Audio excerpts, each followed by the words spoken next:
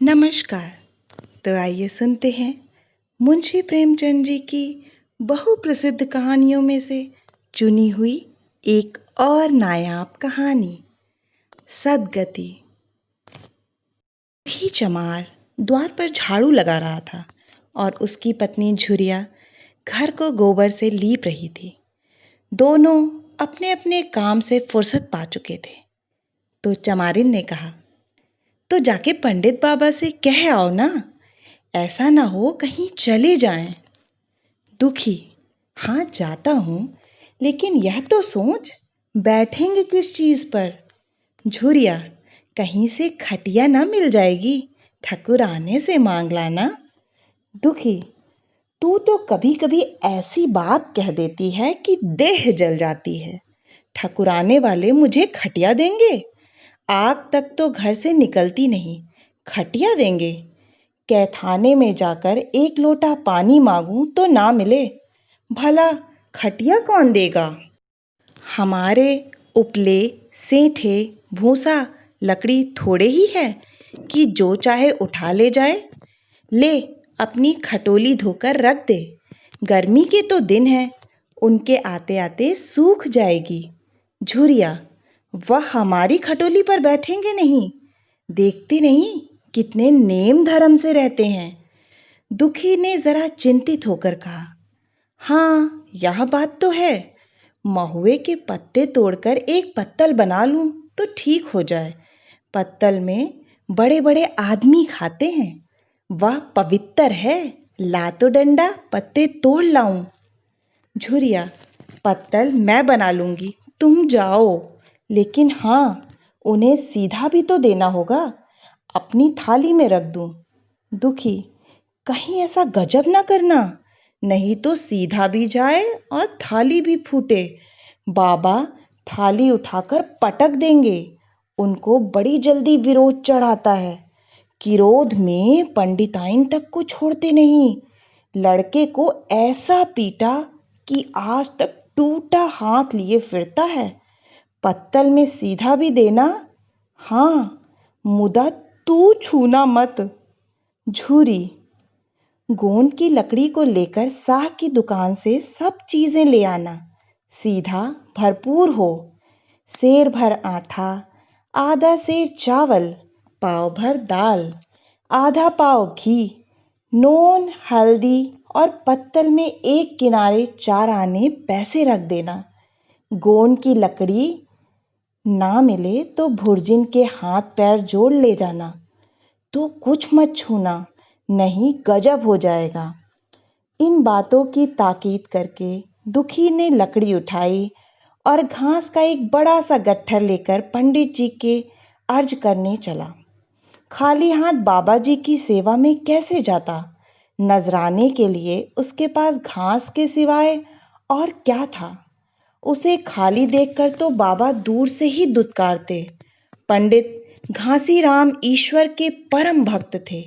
नींद खुलते ही ईशोपासन में लग जाते, मुंह हाथ धोते, 8 बजते, तब असली पूजा शुरू होती, जिसका पहला भाग भंग की तैयारी थी।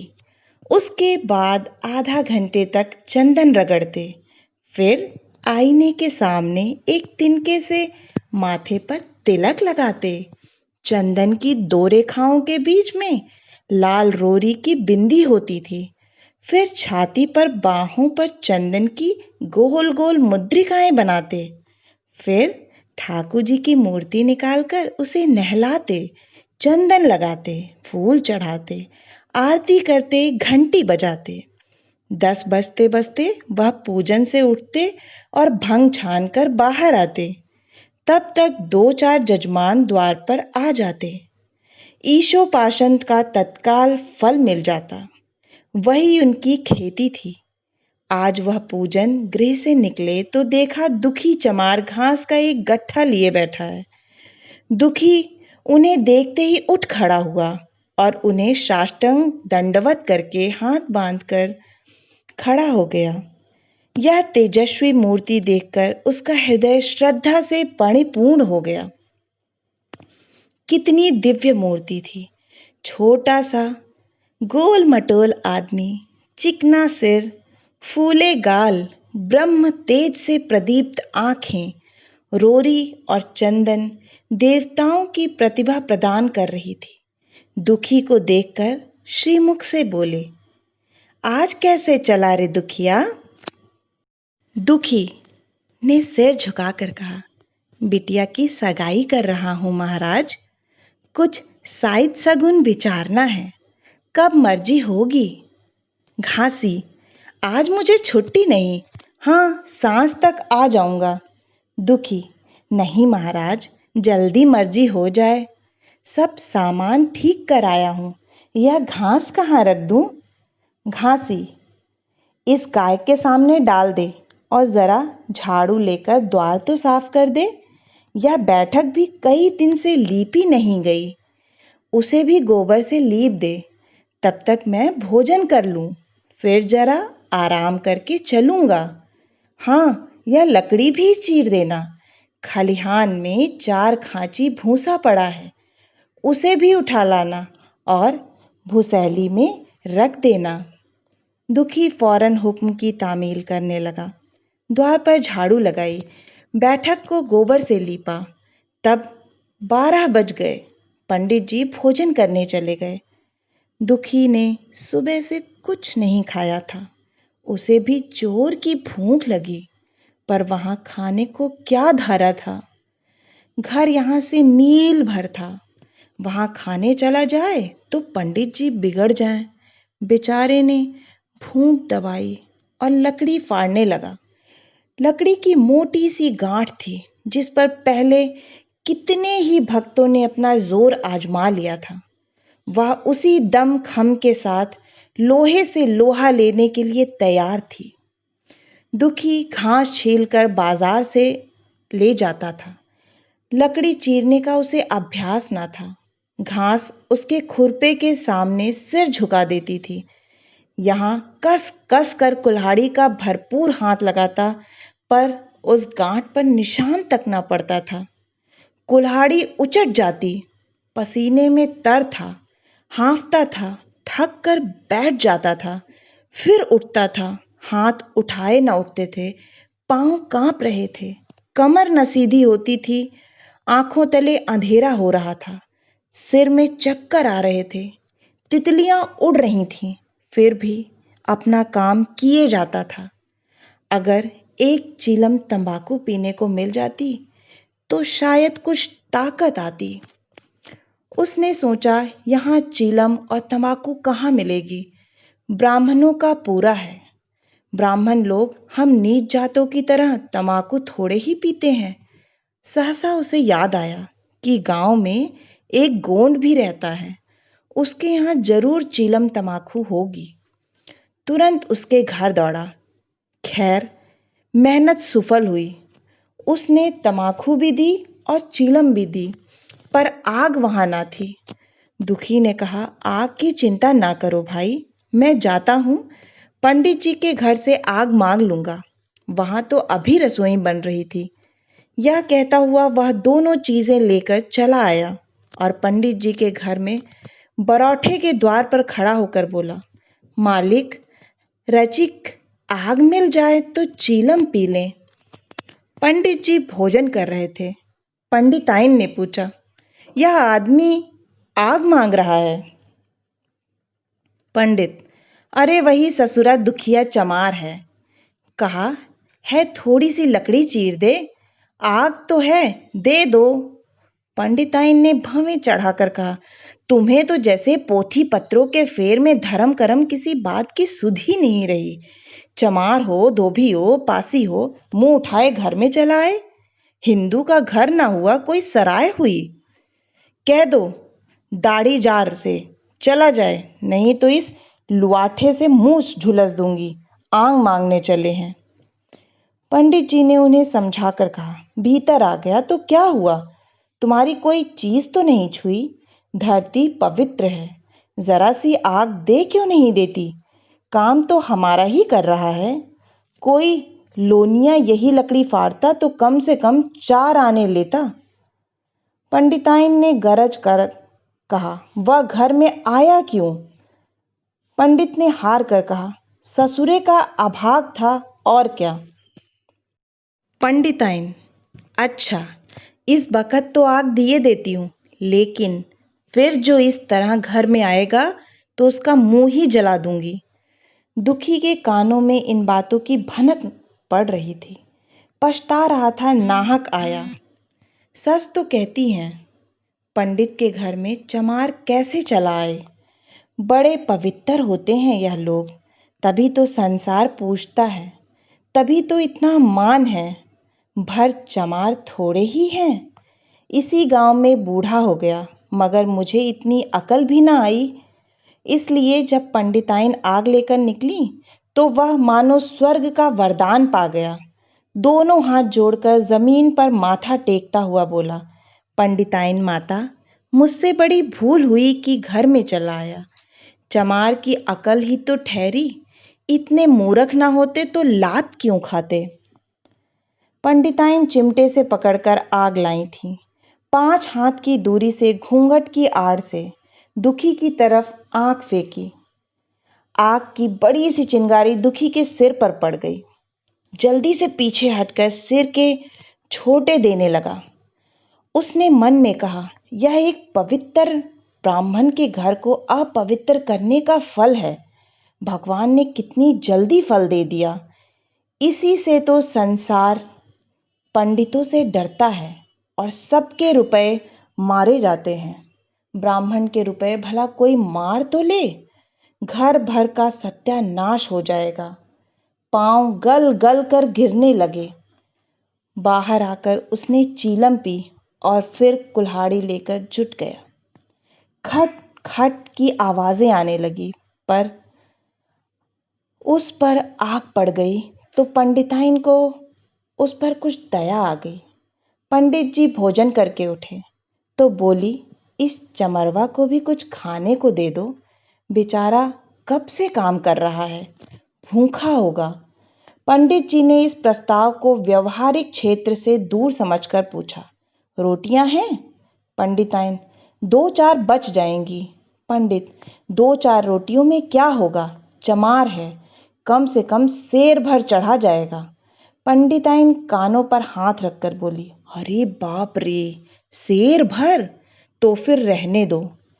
पंडित जी ने अब शेर बनकर कहा, कुछ भूसी चोकर हो तो आटे में मिलाकर 2 ठो लिट्ठा ठोक दो, साले का पेट भर जाएगा। पतली रोटियों से इन नीचों का पेट नहीं भरता, इन्हें तो जुआर का लिट्ठा चाहिए। पंडिताइन ने कहा, अब जाने भी दो, धूप में कौन मरे। दुखी ने चीलम पीकर फिर कुल्हाड़ी संभाली। दम लेने से जरा हाथों में ताकत आ गई थी। कोई आधा घंटे तक फिर कुल्हाड़ी चलाता रहा, फिर बेदम होकर वहीं सिर पकड़कर बैठ गया। इतने में वहीं गोड आ गया। बोला, क्यों जान देते हो बूढ़े दादा, तुम्हारे फाड़े या गांठ न फटेगी, नाहक हलाकान होते हो। दुखी ने माथे का पसीना पोंछकर कहा, अभी गाड़ी भर भूसा ढोना है भाई। गोंड, कुछ खाने को मिला कि काम ही कराना जानते हैं, जाके मांगते क्यों नहीं।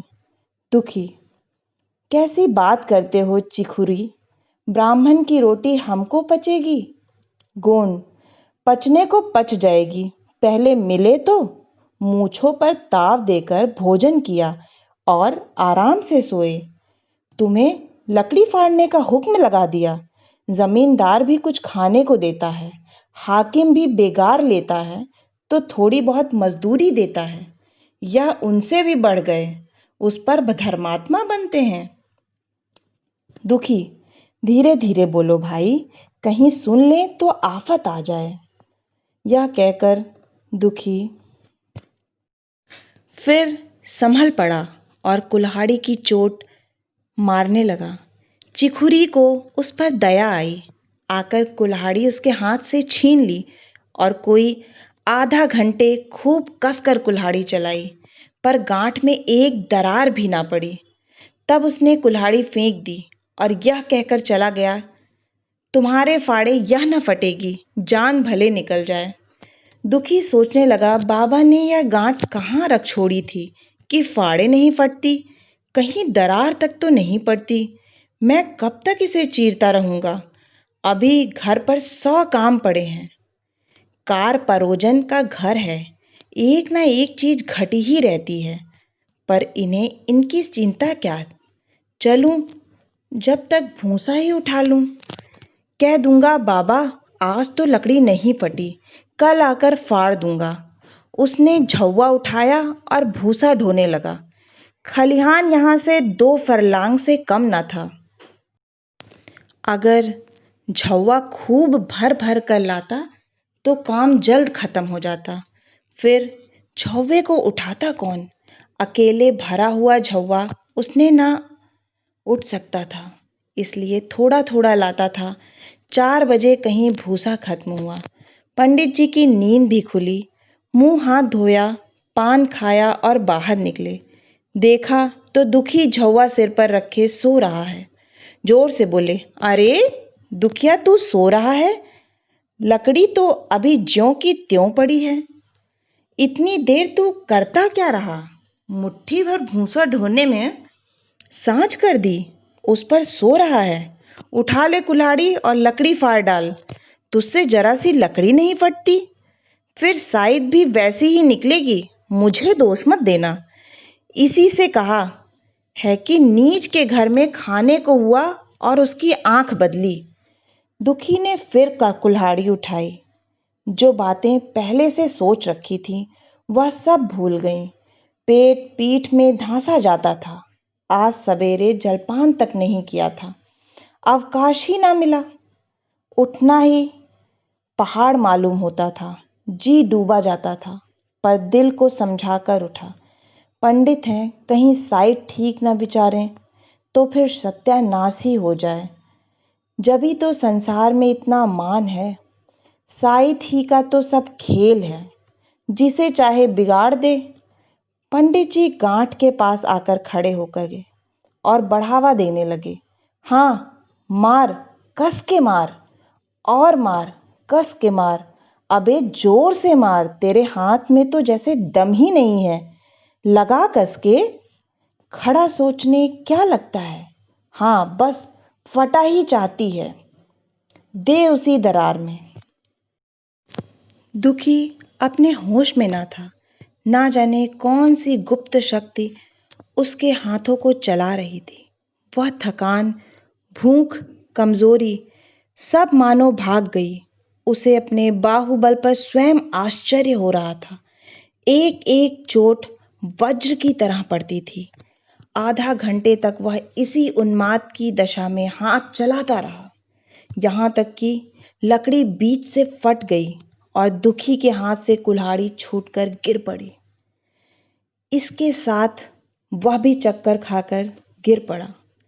भूखा प्यासा थका हुआ शरीर जवाब दे गया।